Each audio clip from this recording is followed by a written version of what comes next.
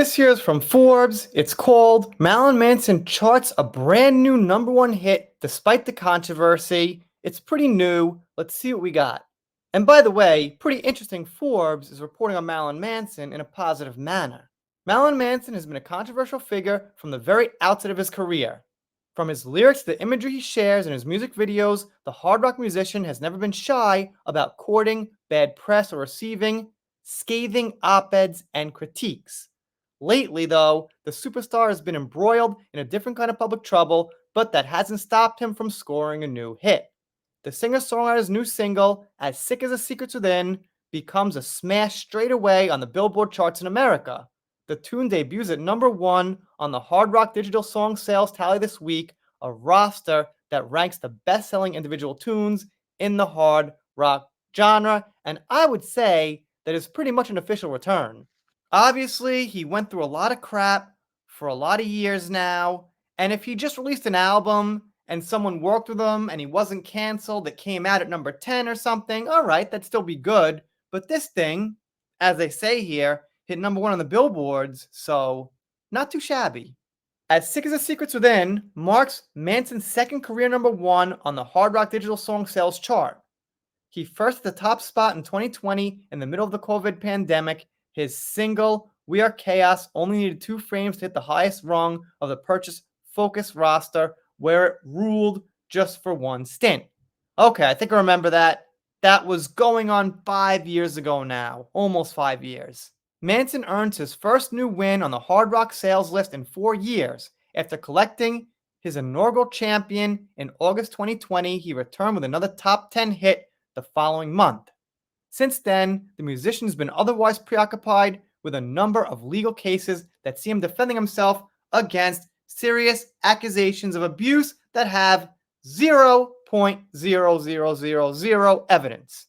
I must repeat my theory, which I often do. Keep in mind, if you're passing by watching this video, you're on the fence about this, the more accusers there are, the more probability there is of evidence. So if you've got 5 accusers and no evidence, that's actually better than 50 accusers and no evidence.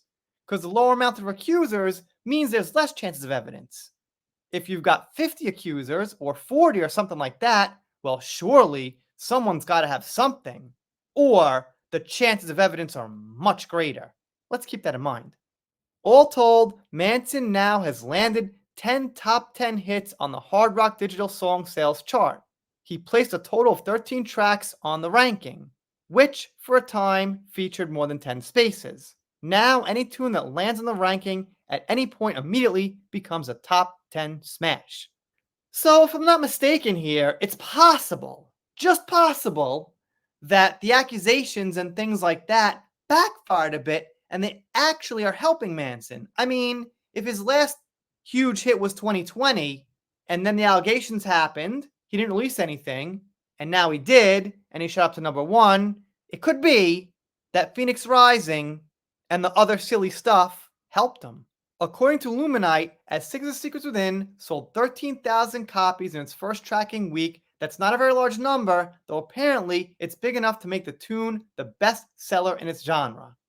For the moment, As Sick as the Secrets Within appears to be a standalone track.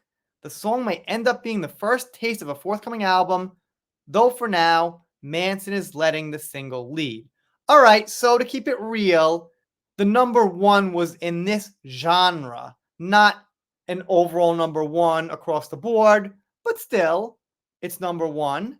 That says a lot, and I'm happy Forbes is reporting this. So the main point here is, it's just possible that there was a little backfire, and what was intended didn't quite happen as far as the allegations and their effect. Anyway, more to come on this. Let me know what you think. By the way, I've heard the song. It's pretty good. I've stated before, I'm not a huge fan of Marilyn's music, but, once in a while, one of his songs catches my ear. Let me know what you think in the comments. If you're not subscribed here, consider it. If you don't subscribe, I'll be sad, but I'll get over it. See you next time.